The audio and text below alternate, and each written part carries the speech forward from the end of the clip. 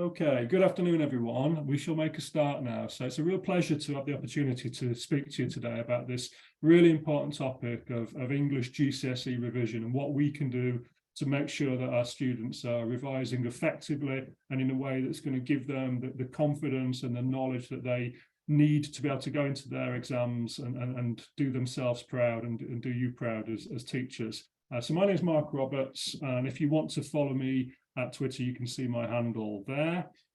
And as well as being the author of the book that a lot of the ideas from today are going to be based upon, which is You Can't Revise for GCSE English, Yes You Can, and Mark Roberts shows you how. I'm also, I'll come back to those contents in a minute, I'm also the author of a follow-up. So any of you who are A-level English literature teachers might be interested in the A-level English literature version of the text. And I'm also the author of various other books and introductions to Collins Classroom Classic editions and so on. If I just go back and take a look at the contents for the GCSE version that we're going to look at today, it's really based upon, this book was written based upon my frustrations around the fact that students would often say to me, I don't know how to revise for English. It's not something I feel that I can study for in the same way that I could study for my physics exam or my biology exam or my geography exam or whatever it may be. And I think that one of the things I was trying to write the book for is to show that that's not the case, that you can have this really methodical approach to studying for English, and you can do things in your own time that mean that you go into these exams having a really clear picture of what you need to do to succeed. And I'm going to take you through just a few of the key ideas today to give you a bit more, hopefully, more of a rounded picture of what students can do, and really thinking to begin with about widening our idea of what we mean by revision. So we're going to think about what you can do as teachers to help your students revise for GCSE English exams. So 5 things that we're going to look at in a bit of detail. We're going to think about what we mean by revision. We're going to look at some of the effective strategies that students can use to retain that key knowledge.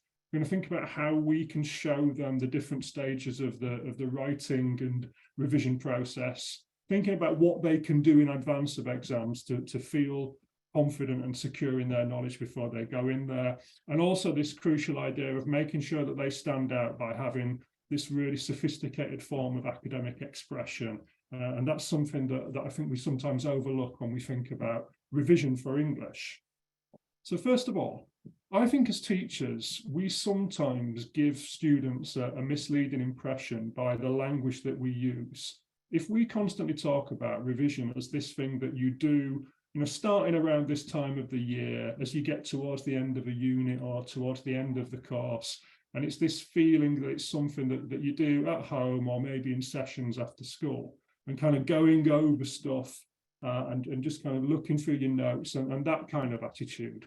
Whereas for me, and this is one of the things that I try to get across in the book, is that it needs to be something that you start doing at the very beginning of the GCSE course. And ideally, these ideas would be embedded at Key Stage 3.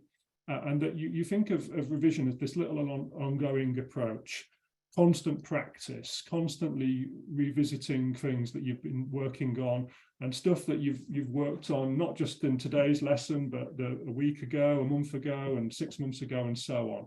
And thinking about the stuff that you're learning, where does it fit into the overall pattern of English? Where does it fit compared to previous topics and future topics? And trying to link learning together is something that I think is particularly important. So when we think about some of the things that we can do to help students revise more effectively, I think we need to accept that often students can take notes that don't help them moving forward when they come to the revision stages. So students fall into the trap of doing things like trying to copy down everything that the teacher says, copying down everything off the board, and that's obviously not helpful. And we need to be really precise about what good note-taking looks like. So I think a straightforward solution to this is to use an effective note-taking system like Cornell Notes. And that would be something that we'd do a step-by-step, stage-by-stage, this is what it looks like. And breaking down for them, this is where you would put the key ideas, the questions in the left-hand side, and the notes in the right-hand side that answer the questions, and so on. But showing them examples of what this would look like, and modeling this so that when they come to revise, they've got really effective notes, like the example there about Wilfred Owen.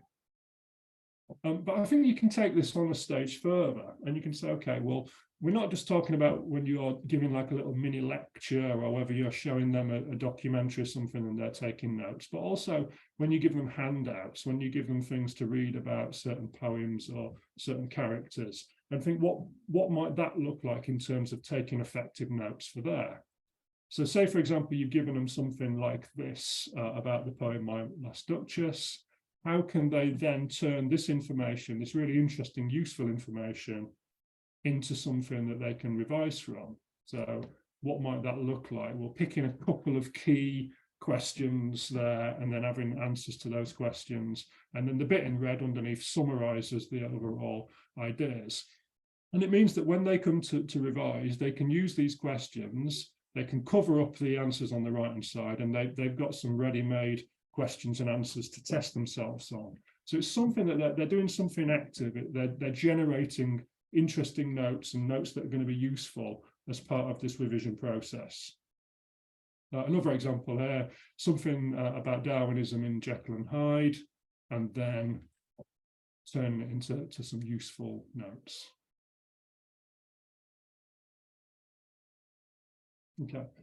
Now, the other thing that we need to accept is that most students tend to use poor study techniques, and they tend to do things that feel good but aren't helpful in the long run. And a classic example of that is highlighting and rereading over their notes. And as teachers, sometimes we fall into the trap of this by saying things like, when you're reading back through your notes. Well, we know from the work of cognitive scientists that the much more effective way is to test yourselves and not have the material in front of you, and be doing it from memory, and the power of retrieval strengthens the knowledge in the long run.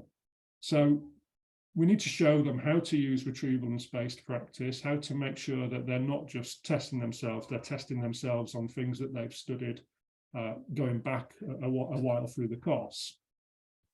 So, for example, we might say, okay, this is what an effective flashcard looks like in English, and this is an example about the motif of blood in Macbeth. And they write the question on one side, and then on the other side, they've got answers to that question that they can test themselves on. This is probably very familiar to lots of you, but the reason I'm flagging this up is not to say that this is just necessarily something that students should do, but we can't assume that once we've shown it to them that they're going to keep on doing this automatically, because there's research that even when students know about the benefit of things like retrieval practice, they often fall back into these bad habits. They often fall into the trap of going back and doing the things that feel comfortable rather than the stuff that's going to test them and help them remember stuff in the long run. So these kind of techniques that you might show them at the start of the year, they might say, yeah, okay, I'm going to make some flashcards, but then over time they stop doing it and fall back into these bad habits. So we need to be checking really that they're still doing them, and we need to be modeling that frequently in our lessons. So using things like retrieval and spaced practice in lessons and for homework, making it something that's part of the curriculum, at the heart of the curriculum, is really important. So we're going to look at a few example techniques that you can use to make sure that students are frequently using retrieval practice in lessons, and then it's the kind of thing that they can adapt and use at home. So typical things like, multiple choice questions and quizzes and things like that are all very familiar. But here are a few other favorites that I've used just to try to force students to use retrieval in a slightly different way.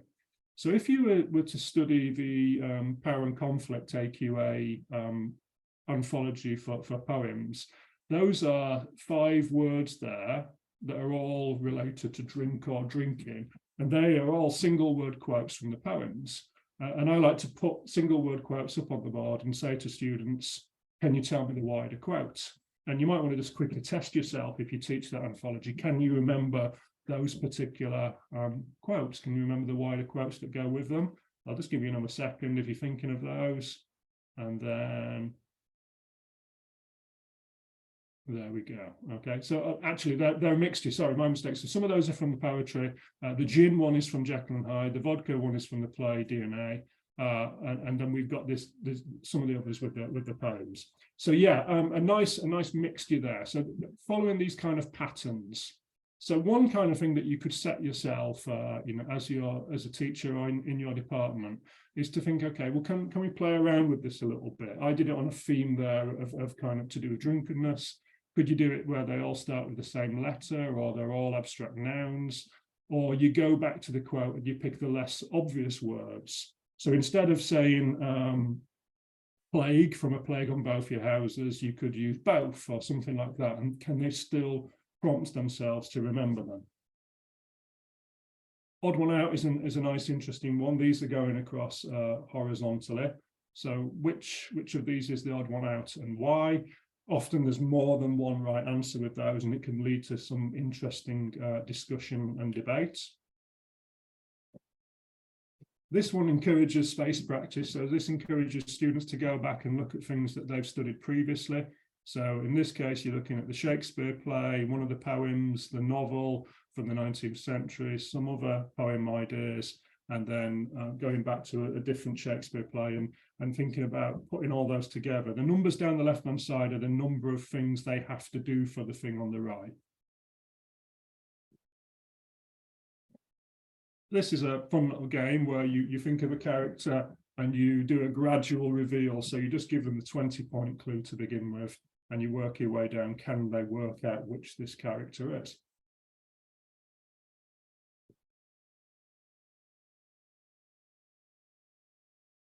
Completing the sentences, you could use because, you could use and, so, however, anything that just gets them to think about writing down the key ideas around why this is significant. And same if you're using kind of context quotations, you might say, okay, fill in the gaps with these kinds of things. In this case, it's people without knowledge of their history is like a tree without roots. This is really useful. So getting words that are easily mixed up and getting them to write down what's the difference between these, giving a little mini definition of both of these.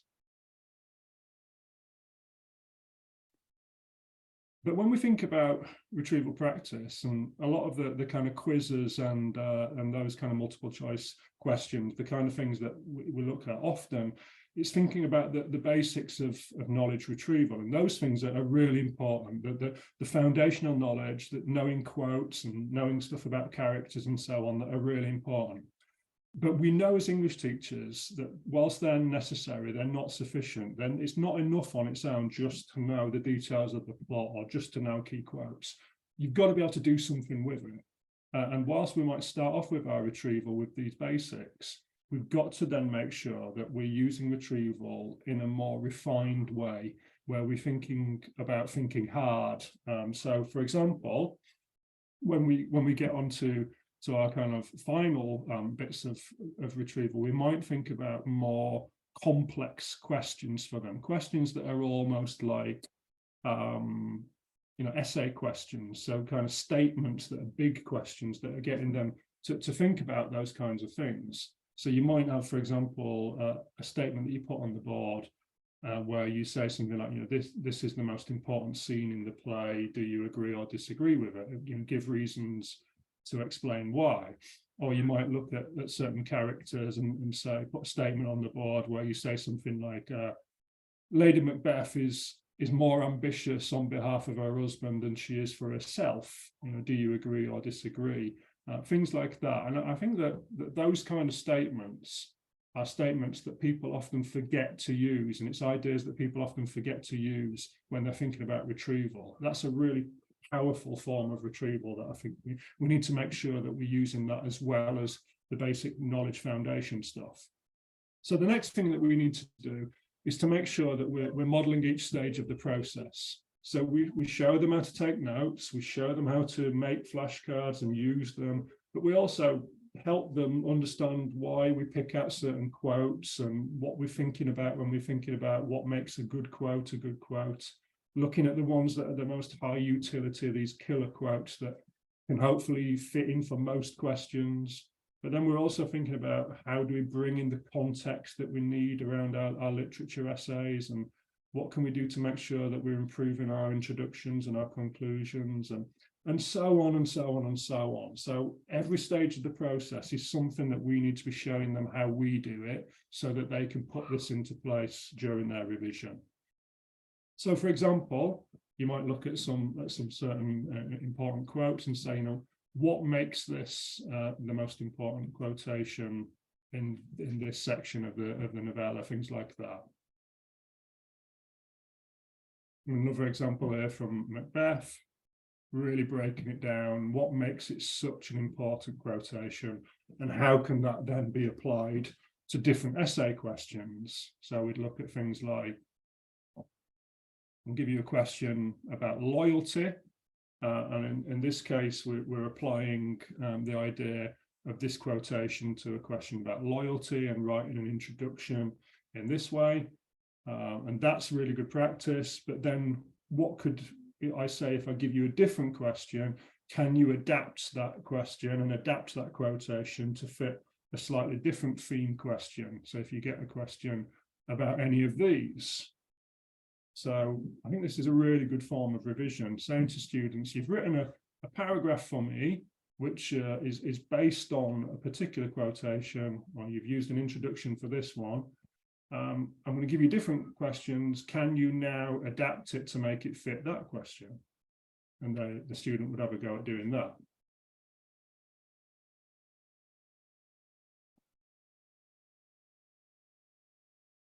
The bits in red are where a student has actually had to tweak it for it to make sense. And as you can see from that, there's not much tweaking is often required to make the same paragraph fit different essay questions. And this is something that I think that is not always something that the purists like, and they say, well, this is, you should be doing different essays for each question. But I think that playing around with and adapting and tweaking is a really useful skill for testing your knowledge of the play and your ability to express yourself really clearly. So I think this is really important. When it comes to incorporating context, I've studied the feedback from the examiners' reports. It's really clear that students keep on making these 7 common mistakes about context, and there's a chapter in You Can't Revise for GCSE English that looks at these mistakes in more detail, and that's a summary of some of the big issues. And I think that we can break this down and model to them what it looks like when we're addressing context in a way that's useful and in a way that's less useful. So I noticed with my students, when they were writing about Romeo and Juliet, if they got a question about marriage, they often reverted to these real sweeping generalizations about what life was like at that time. They make similar kind of sweeping generalizations about religion and everyone being religious and so on at that time, and trying to get them to think about some more precise and refined and sophisticated ways to think about this. So giving them some historical critical views and saying, okay, well, given that we know this, how does that change our approach? And getting them to rewrite these kind of generalized comments, and then with the view of the critical views, the more nuanced views, making it something that seems more impressive. So getting them to do things like, okay, well, do your normal statements. And then once you've got your kind of statement, you do your usual close language analysis.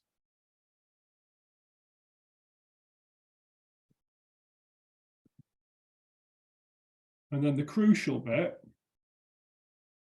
is to bring in the context. And this would be a really good example of where a student has taken the everyday sweeping generalization and said, actually, it's more complex than this. There's more to it than this. Even the medieval church had reminded parents of their duty to consider their children's view in marriage arrangements. Things like that enable students to think about context in a much more sophisticated way. And I think this is the kind of thing that they can be practicing at home? How can they adapt these ideas so that their views are not just kind of sweeping, but they're also really thoughtful and considered? Now, in terms of showing them this kind of step-by-step process, this is one thing that I did with my students. Now, because I'm now teaching in Northern Ireland, of Mice and Men is still one of the GCSE set texts. Don't judge me for that. I know it's a text that's very dated, but it's a text that that I have to teach at the moment. And I did this step-by-step process with my students, where the first thing I say, okay, this is how I would annotate this little extract. So I do this under the visualizer so they can see my ideas, and I'm picking out some of the key things.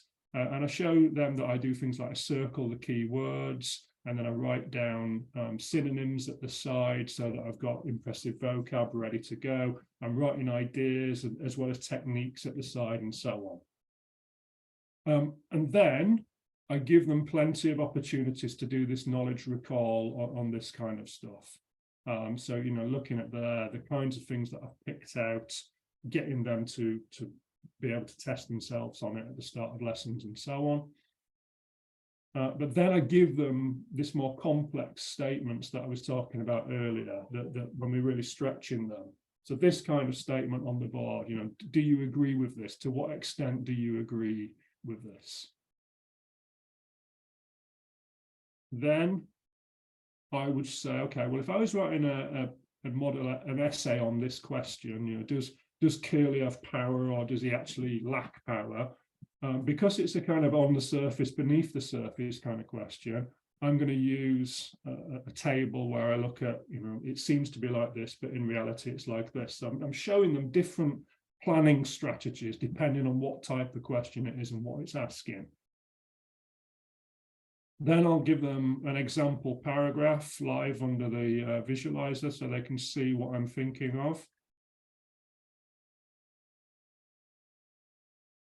And then I'll do bits of retrieval practice in future lessons on this model answer. I'll underline bits or put squares around bits. And can you tell me why I'm underlining this bit? Why is this an important part of my essay? Can you explain to me what this word means? Things like this. And then I'll give the whole class feedback by using a student example and saying, what's good about this one? What works well about this one? And so on. So the process of this, I know this is a text that you're probably not studying anymore, but the process of this is the same, just kind of thinking about these different stages and how we can make sure that students can learn this over time is something that I think is really important that we break this down. Okay, so thinking a lot about pre-preparing content, thinking about stuff that when they go in the exam, I want them to have a really good idea about what they're going to write based on if certain questions come up. Or when they go into their English language, what are they going to write about? Do they have like a pre-prepared story or a pre-prepared structure that they're going to use for their transactional writing? And I think it's quite foolish for students to go in and just have well, I'll just make it up on the day kind of attitude. I think there's a lot that you can pre-prepare. And I think that the very best students do this. Now, often the exam boards say this doesn't work. It's a disaster when students try to pre-prepare essays and they never really succeed, and that you can tell when they've done this. I just don't think that that's right at all. I don't think that's true. I think the exam boards spot the really bad examples where students have done it and done it badly because they've not prepared adequately. They don't spot the ones that are brilliant because they're brilliant. So I think that if you prepare them and get them working on this well in advance, they will shine, and they will be really good essays because they prepared really good essays. So I think one of the things that we often forget to get them to pre-prepare is vocab. So if you're going to be potentially writing about Tybalt, for example, in Romeo and Juliet, many students would want to describe him as an aggressive character. And yeah, he is an aggressive character. But are there words that they can look up in a thesaurus or an online thesaurus that they can then stick on flashcards to enable them to describe him in a more interesting way and to have lots of synonyms? So if they're writing about him, they're not just repeating the same word, hostile over and over again.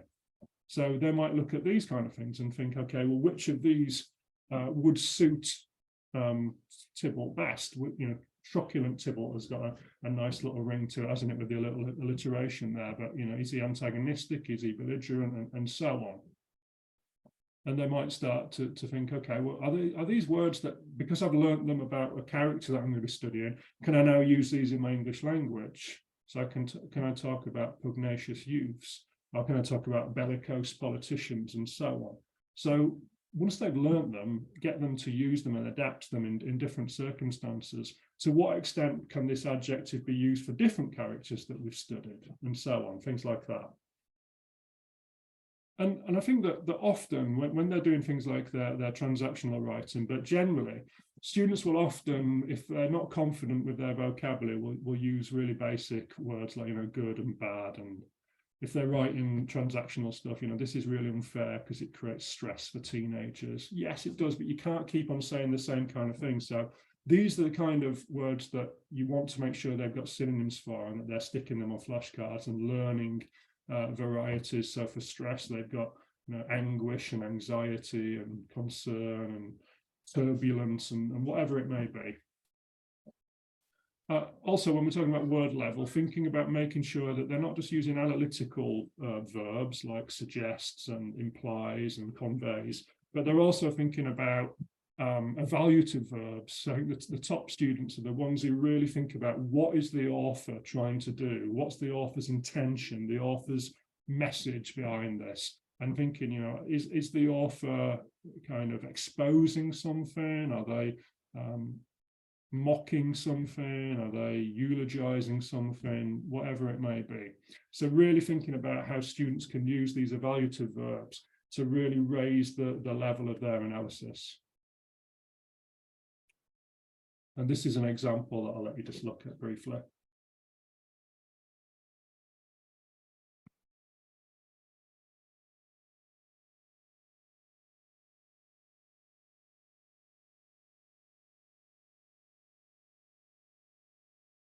Now, one of the other things, I think, if we go back earlier in the course, I think sometimes we fall into the trap of trying to get students to write essays before they have a real in-depth knowledge of the characters and situations and context, but also before they've had the opportunity to really refine individual paragraphs. So I think thinking about that is something that's an important part of thinking about when you're setting homework for revision and so on.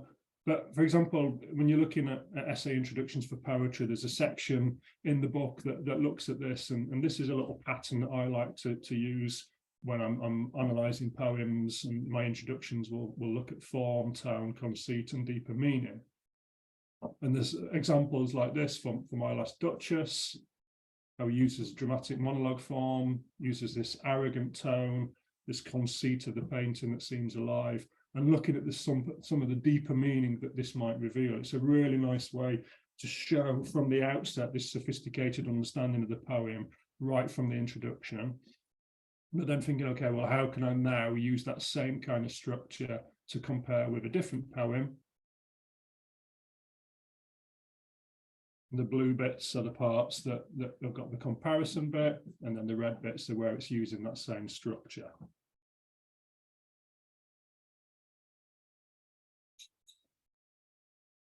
Now, for transactional writing, I want my students to follow a structure that is something that enables them to be sophisticated without at the same time being too restrictive.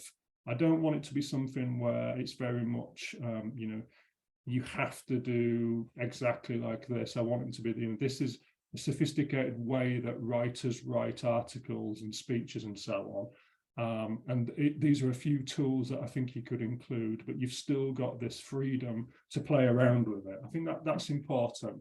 And I would constantly give them questions and say, using this structure, can you adapt this first paragraph that you've done and make it fit a totally different topic, things like this. So this is what I tend to do. But when they're writing articles, I get them for the first paragraph to do a creative opening. And then I want a one-sentence paragraph that signals that it's the end of the creative opening. And then we move into this transition to the actual argument. Then we've got a couple of paragraphs where they're using the kind of standard argument. but I give them a fancy few little techniques that they can use, rhetorical devices and different sentence structures. Then we do the counterpoint and explain why it's wrong. And then the clever part is when it comes back to the conclusion, goes back to the opening, but it flips it over. It turns the negatives into positives. I'll show you what I mean by that. So this creative opening, instead of going straight into, I think this is wrong, I disagree for these reasons, you would start off by setting the scene, telling a little mini story that's an exaggerated version that proves your argument, that emphasizes your point and hooks the reader in. So say, for example, you got this kind of question, typical kind of AQA statements. Many students would start off by saying, I disagree. I think space travel is a very worthy thing for us to be doing as humans, or something like this. But instead, I get my students to tell a little story. I'll let you read that.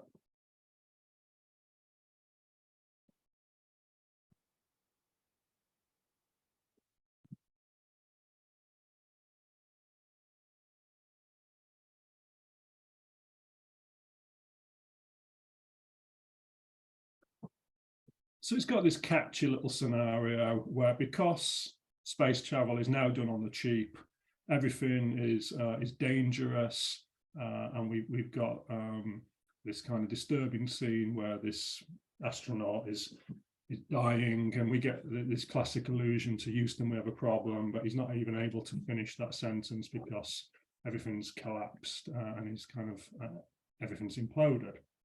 And then you'd go and you do your typical argument and say why this is wrong and so on and so on. And then at the end, you come back and you take all of those negatives and you flip them around and make them positive. A little bit shorter, but I'll let you just look at that for a moment.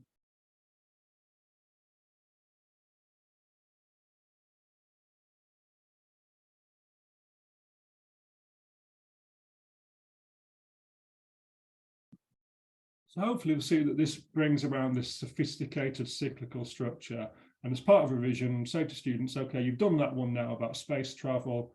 Can you use this same kind of structure, this same kind of pattern, but make it about whether energy drinks should be banned, or whether children should be allowed to start driving at 17, or whatever it may be, those kind of things. And this is an example that I model for my students, something like that. School proms are an unnecessary source of pressure for teenagers. And that's okay. Following this kind of pattern, this is how I would do it.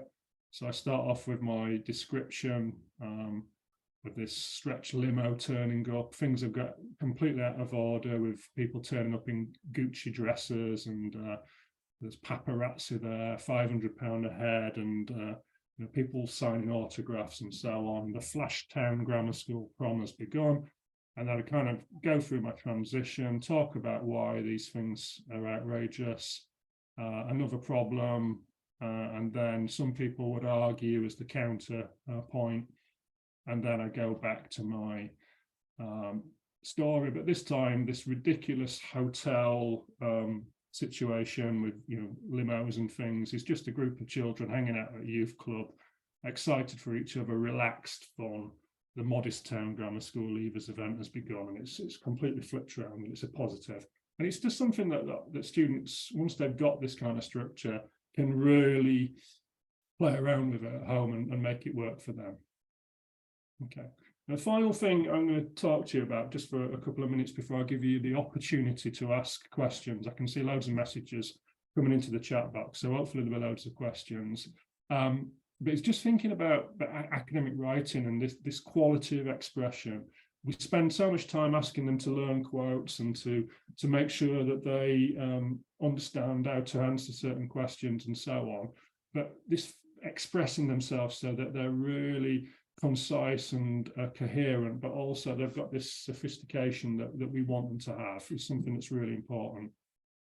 So things like looking at phrasal verbs, get rid of, can become replace. And one of the things I'll ask students to do is say, okay, here's a list of everyday verb phrases that we use, these colloquial, chatty kind of phrases. Can you look at those and can you replace them?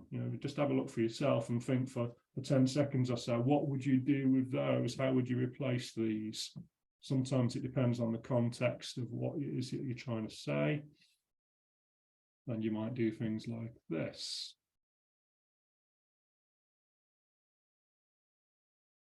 Now, the beauty of these is not only do they sound better, you say to a student, you know, the speaker is thinking about the past or the speaker is reminiscing, which sounds better? Well, reminiscing sounds better, but also it's shorter, isn't it? And anything that can save you wasteful words is something that's really helpful in an exam situation. And then you can start to give them paragraphs and say, okay, take this paragraph that's a little bit clunky and a bit clumsy. What can you do to make sure that it sounds better? And again, students can see straight away that has made it clear that he wants his independence, he desires and asserts his independence, sounds so much better. We know that students who are successful to academic language tend to use nominalization a little bit more. So using these kind of nouns, these abstract nouns often as a really useful way of doing that. So you might give them little activities like this. First ones are easy. You know, divide becomes division, coerce becomes coercion, but some of them start to become a little bit trickier, particularly when you put them into sentences. You can start doing things like that. And again, giving them sentences and say, okay, can we nominalize these? This is trickier. It's definitely trickier. It's definitely something they're going to have to work on. You can start saying things like that. So instead of Shakespeare uses Benvolio to try to bring peace to the play, uses Benvolio as the peacemaker of the play, and so on and so on.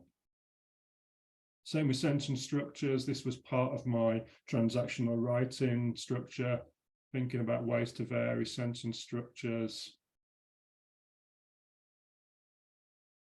in both their analytical, but especially their creative writing. Using participles, using pairs of adjectives, starting off with proper nouns like the examples did earlier, using pairs of dashes and brackets to interrupt sentences with extra information and so on. And these are all things that they can be practicing at home. Start to give them, build this up to something a bit more creative. Based on this image, use these kind of sentences.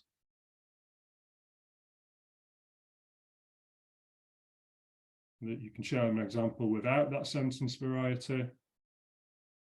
And then you can show them an example where it uses it. Just makes it more interesting to read, and they see that, and then they can practice doing it with different images, and it's something that's an ongoing part of their revision.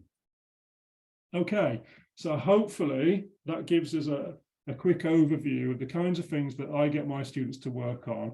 There's much more detail in the book. It's 10 chapters of going through these. It's written for students, but English teachers have been buying it in large numbers because they're finding it very helpful, not just to use with their students, but to get their head around how they would approach certain efforts to try to improve their students' revision. So if you want to stick any questions that you've got into, I can see one already in the Q&A box, but any others that are coming into the chat box, I will try and keep an eye on both of them, and we'll go through these now. So first question that's come in, what advice would you give to students who need to improve on their question 5 AQA, especially question 2? So it's more about the ideas that they can bring to their response if they really struggle with it.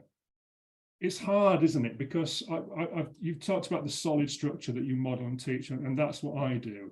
But sometimes there's definitely this element of potluck where if they've got knowledge about a subject, they're far more likely to write fluently and confidently about it. I think by doing this creative opening, you narrow down the amount of points that they have to make as part of their standard argument. So I think that that's something that's really important, and trying to do that But I think that you just need to expose them to as many different ones so that they're placed out of their comfort zone and they realise that there's certain kinds of examples that they really struggle with and others that they find easy. And then they need to practice the ones that they find difficult so that they can become more convincing sounding even when they're not particular. And I show them stuff that I don't know much about. So I'll say, okay, give me a question about something I don't know much about. And it might be like tattoos and piercing. And it's not a topic I'm particularly knowledgeable about, but I can write certain rhetorical devices that make them sound clever. Do you think these techniques would work well in focused intervention sessions? Absolutely. A lot of the stuff I'm talking about are things that I would do in class or in kind of after school or close intervention sessions, but then getting students to continue it at home is absolutely important. Can I share PowerPoint? Yeah, I'll make sure that this is shared afterwards. I'm happy to do that. With the steps, how do you model interweaving writers' messages context within a paragraph rather than isolating them at the end of paragraphs? Yeah, there's a section within the book that looks at avoiding this kind of like bolt-on context, and it gives you different examples of how you can get students checking that their point matches with the context. So that's just something I model it by doing good examples and poor examples. So examples of, this is a bolt-on context where it's just tagged on at the end and it doesn't really do anything. Let's look at how we could now integrate it and make it more interesting. So yeah, that's something that I definitely cover. Top 5 tips do you give students on how to revise? Thinking of doing an assembly. Yeah, so you've got cornell notes and flashcards. I think that one of the things that you need to do as part of that is to let them know that students often start with good intentions and fall by the wayside. So I'd make that one key tip. I think the other one is really the stuff I've talked about pre-preparing vocabulary. I think that's really important.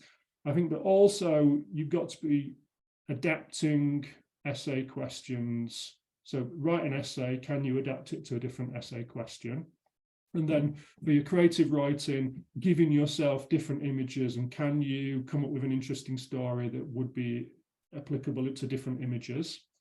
And for the transactional writing, using those kind of devices like anadiplosis and hyperphora and things like that, can you use them for different topics and make them sound equally convincing? I think that would be a really useful 5 things to focus on.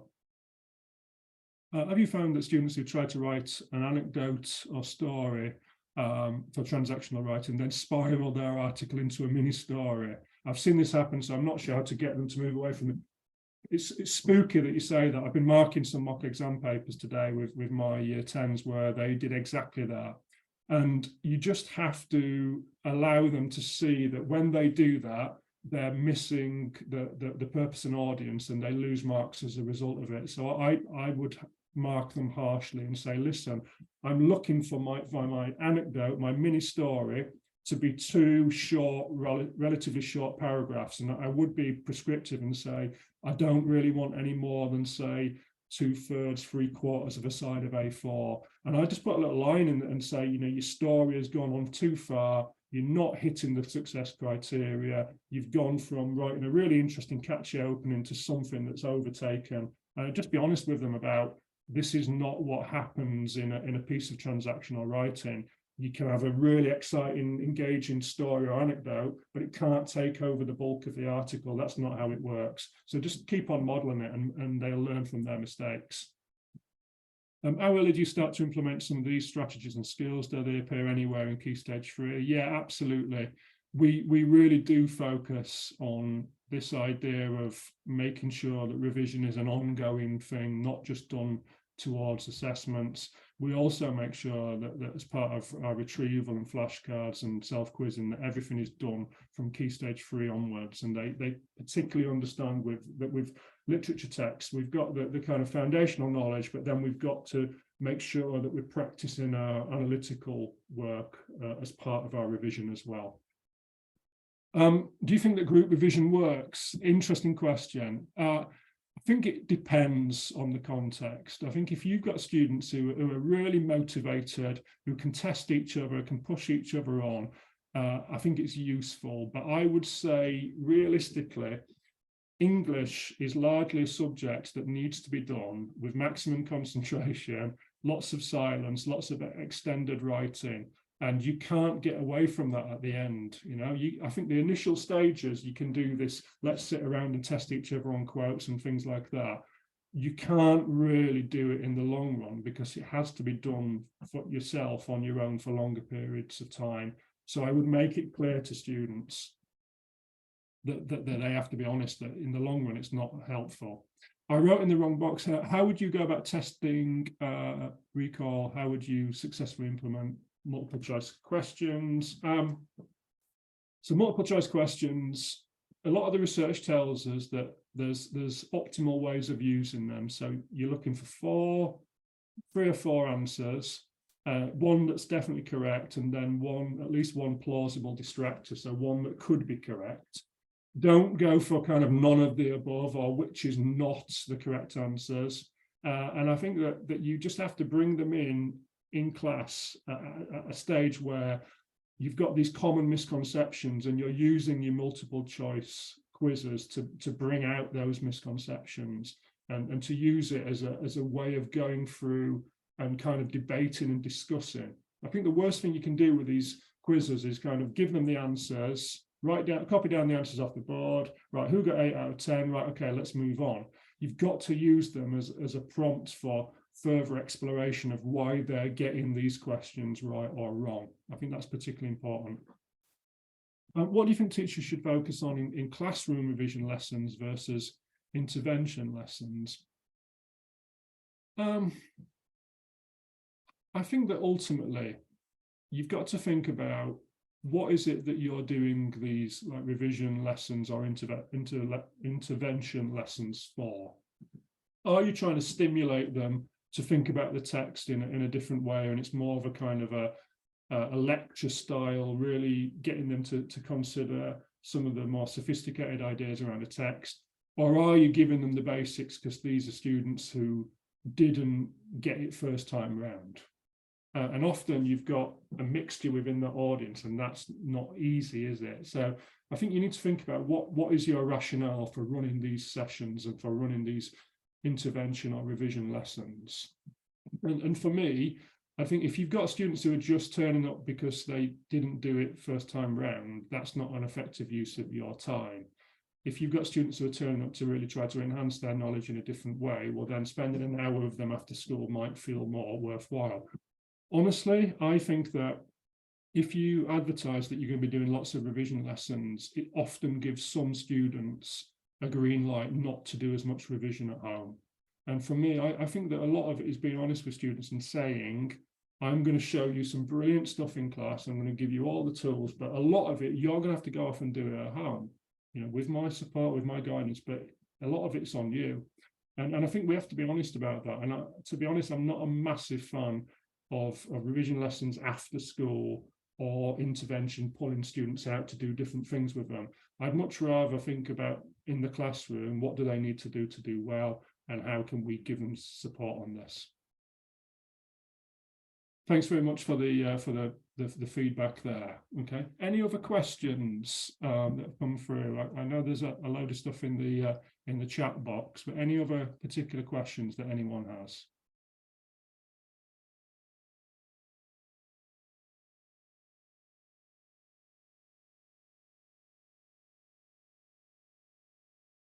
I can see another question there about how this works with lower ability students. I often get given groups who are considered low ability, bottom set groups. And I think that one of the key things that motivates students is when they know that they're going to be doing the same kind of work that students in different classes are getting. And I've taught students, so at the minute I'm teaching at the GCSE class, who people would say, well, they won't be able to cope with things like anadiplosis and hyperphor and things like that. And if I give them plenty of opportunity to practice them, they take a long time to embed, but they really boost their confidence. They really boost their motivation. And I was saying this to someone the other day, that sometimes I think you need to go slower to go faster in the long run. And if I spend 3 weeks teaching them how to use these sentence structures, it might mean that I fall behind somewhere else, but it might mean that in the long run, they become so much more confident, that they change their view of English, that in the long run, they're much more inspired when it comes to the literature texts and so on. So I would say, first of all, try to avoid seeing them as low ability and say, okay, there's someone who at this stage might struggle relatively to other groups, but I'm going to have these really high expectations of them and make sure that I show them the clever stuff so that they get successful and they get more motivated in the long run.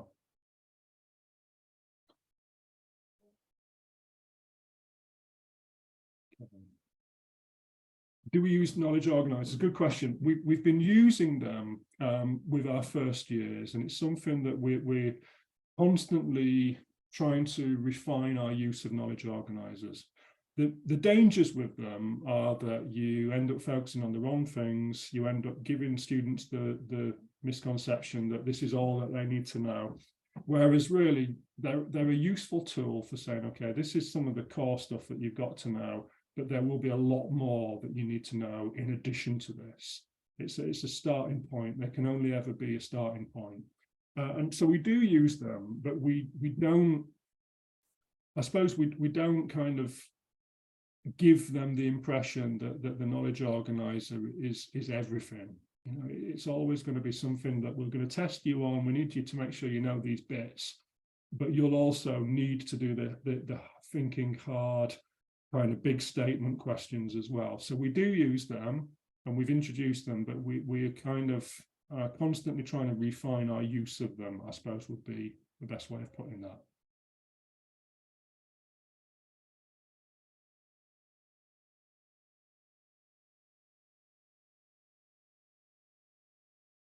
Okay, it looks like I think we've just about done all of the questions there. If there are any more you just want to stick in, please do.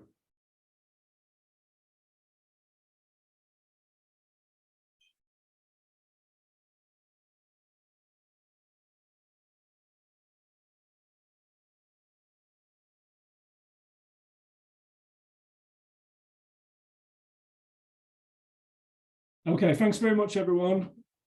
Yeah, I will get the slides sent out. As long as you can just keep them to yourselves, that's absolutely fine. But absolutely, I will do that. And thanks very much for all your contributions and all your messages. Thank you very much.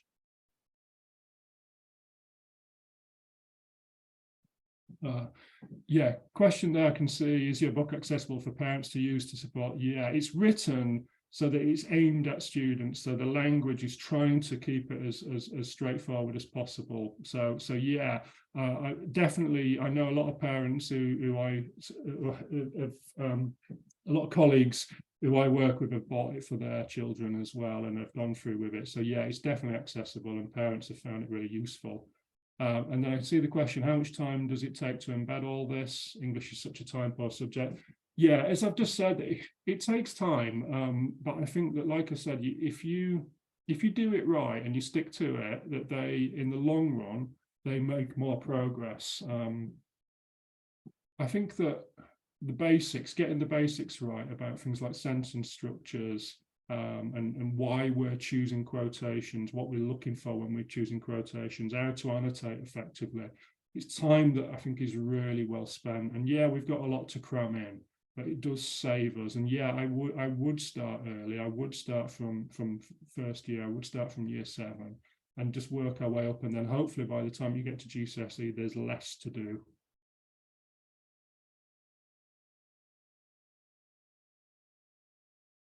Okay, thanks very much, everyone. If you have any further questions, do feel free to contact me via Twitter. I'll just stick that up again. So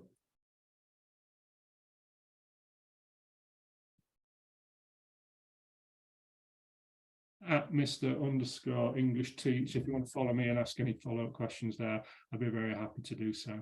So thanks very much, everyone, and I'm glad you found that useful, and thanks very much for your questions, contributions and comments. Thank you.